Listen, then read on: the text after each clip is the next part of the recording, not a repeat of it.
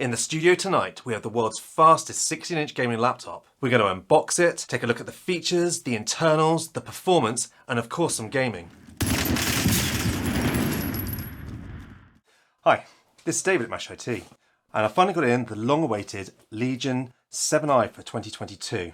Now this is the absolute top spec with the i9 12900HX CPU. This is one that everyone's been waiting for, and finally we've got our hands on it. And there's been a few pre-production videos out there, but this one is the retail model. Now this came in at an eye-watering $4,400 in the United Kingdom, so hopefully the price will drop as they become more available. Let's take a look.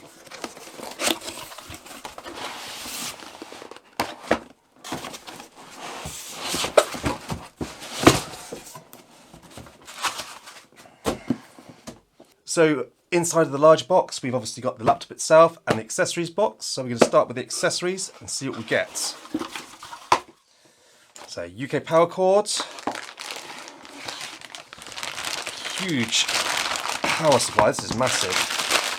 Okay, this is the same as last year's. This is the huge 300 watt PSU. It's quite flat, so it fits in a bag well, but it is very large with the typical Lenovo sort of flat tip connector. I do quite like these.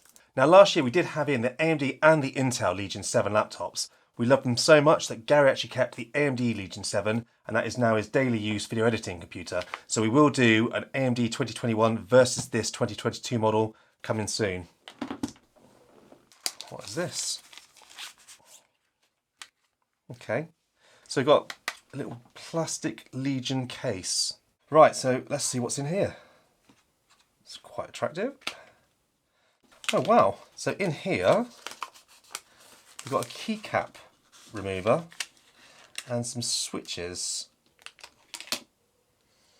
We've got some white keycaps.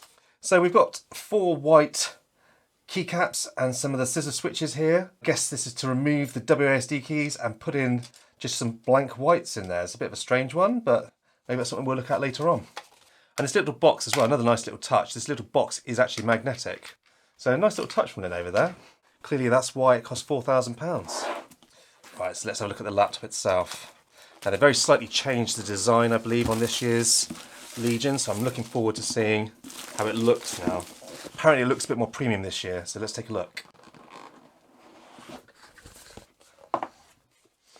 Put the laptop itself. Let's see what else is in here.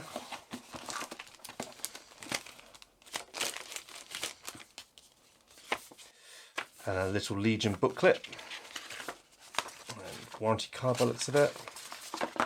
One thing that's quite handy, it does give you the function shortcuts, and that was something that was quite useful last year as well. Because by pressing the function key, you've got a number of different options you can do, like changing the screen refresh rate or changing the performance modes. That's quite handy. And then just the usual bump. Right, so the laptop is obviously a nice little cover here, so you can keep that. Let's take a look. So I can definitely see the changes straight away. It's a lot more angled than last year, and it feels a nicer quality aluminium they've used on this chassis than they did last year. So on the left hand side we've got 2 Thunderbolt 4 ports. On the right hand side we've got a USB-C port, a little switch which can turn the webcam off, and the headset jack. And at the rear we've got the power jack, 2 USB-A ports, an HDMI 2.1, a USB-C that can do power delivery up to 135 watts, and an RJ45 port. So a really nice selection of ports on this laptop. If you've seen last year's Legion, the vents have changed completely this year. This looks a lot nicer in my opinion. And the same with the sides, just looks a little bit more professional than last year's. And on the bottom, you can see we've got quite a bit of venting and some downward firing speakers. Right, so let's open the lid and take a look inside. So we've got a little card here where you can upgrade the warranty. So once we get inside, it does look very similar to last year's with the same aluminium palm rest. Quite a nice large trackpad. I think that's a little bit bigger than last year's, but we will check. Feels very smooth. Keys feel very similar. And the power button, we've got a nice little lip ring around it, which is quite a nice feature. And they do put your function Q little symbol here because obviously we changed the power profile by pressing the function and the Q to switch between them. That's the same as last year. So we're just going to quickly fire this up now and we're going to start testing this out. So we've booted into Windows, it's set up, we've had a play around, and we're back. So first things first, RGB, like last year, we've got the beautiful light strip right round the base of the laptop, and we've got the same perky RGB keyboard. Looks fantastic. But this year we don't use the iQ software. They've got their own Lenovo's key mapping software this year. So hopefully no battery drain issues like last year. But we will be testing that fully in the review. And also with the keyboard, we saw we had the white ceramic keycaps and the actual extra scissor switches. On inspection, it turns out that this WASD keys on this keyboard has pressure sensitive switches. So you can actually map it within the games that you're using for different functions. As an example, you can hold down hard on the W key and your character will sprint. So we will look at that later, but that's a really nice addition. Now also new for this year is with the power button. We mentioned it's got a lit ring around the outside, and that again, it can be changed as per the function queue performance mode like last year. But it's now also a fingerprint reader to log you straight into Windows. I would have still preferred Windows Hello, but at least the fingerprint reader is a nice step up from last year. Moving up to the screen, we've got the same 500 nit, 165 Hz, 2560 by 1600 base panel this year. Now they're also going to be offering a 240 Hz model of the same panel, and they will be offering a mini LED option, but unfortunately that's not available just yet. Above the screen, we've got the webcam, and this is the 1080p webcam and microphones on the Lenovo Legion 7i for 2022. Is this better than last year's? What do you think? And also with the webcam, there's no actual shutter switch to turn the webcam off above the camera like last year. It's now a physical switch on the side. And with regards to the speakers, we've got two downwards firing speakers. They sound like this. Speaker test of the Legion 7i 2022 at 80% volume.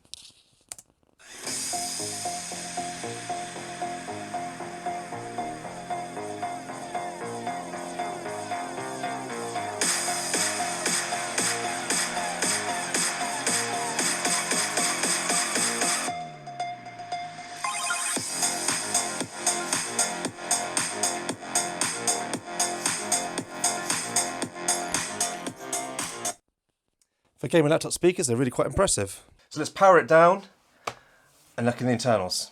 So I've just opened the new Legion 7i, and I have to be honest, it was much easier to get into than last year. Use my little suction cup, and that's much easier helping pulling it off. Rather than try and get a pry tool in, that's just much easier for lifting it. Now once inside, looks very similar to last year. We've got a very large vapor chamber cooler and twin fan system, which is obviously going to be needed to cool the components in this. Now we've also got Gen 4 M.2 under here, and this one should be a blank. We'll have a quick look.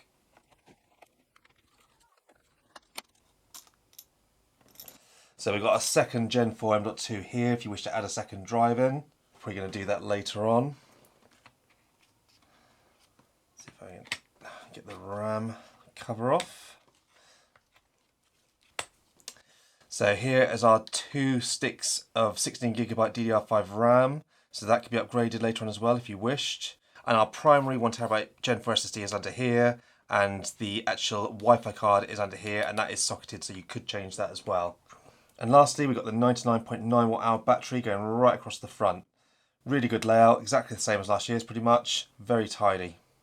Okay then, so let's get on to the performance. And I'm going to start with the CPU, and wow, this thing is fast. This i9 12900HX is an expensive CPU, but with its 16 cores and 24 threads, it absolutely powers through anything, running our usual Cinebench and Geekbench benchmarks. To torture the CPU on this machine, we ran Cinebench R23, which is a 10-minute test which stresses all 24 cores of the CPU. And on this machine, which is only a 16-inch laptop, managed to maintain 150 watts on this CPU for over 3 minutes before it then dropped down to about 125 watts, and temperature's only about 90 degrees at 125 watts. That far exceeds the X17R2, which is our previous CPU champion.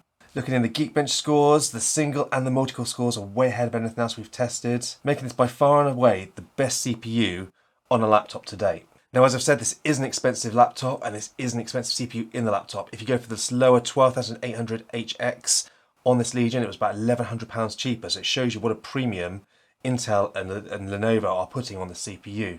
But wow, it is crazy. I will be doing a deep dive on this laptop shortly, so if you're not subscribed, please make sure you do if you want to see that. I'm going to be tweaking and seeing how much I can get out of this CPU. Moving on to the GPU side of things, we've got the NVIDIA 3080 Ti with 16GB of GDR6 and a TGP of 175 watts. And it was able to maintain between 150 and 175 watts on the performance mode, whilst also getting up to about 80 watts on the CPU. which is absolutely unheard of performance for a laptop, especially this compact as this 16-inch model.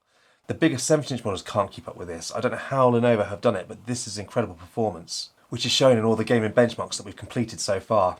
Then firing up a bit of Warzone, which does stress the GPU and the CPU. The gameplay on this QHD 500 nit panel was so incredibly fluid. It was such an enjoyable experience. We had great frame rate throughout, good temperatures, and I'd say the only slight fly in the ointment is the keyboard does get reasonably warm, but no more so than a Razer blade, and I've tested many of those in the past, and those keyboards also get warm too. But the palm rests remain cool, and it's not even that noisy at about 50 decibels, so overall an incredible gaming experience. Even with a long session of Warzone, the internal temperature of the machine never got overly hot, which is really quite a feat for a laptop of this size.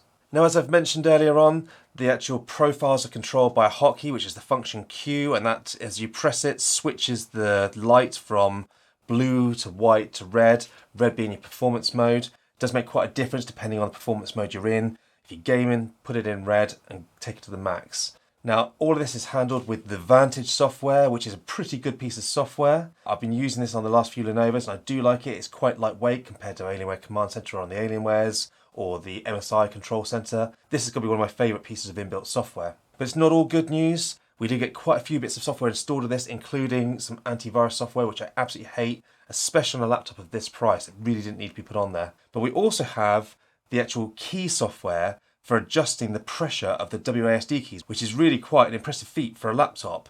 We will be mucking around with that, and that will be coming in the full review. We'll be doing full testing on that.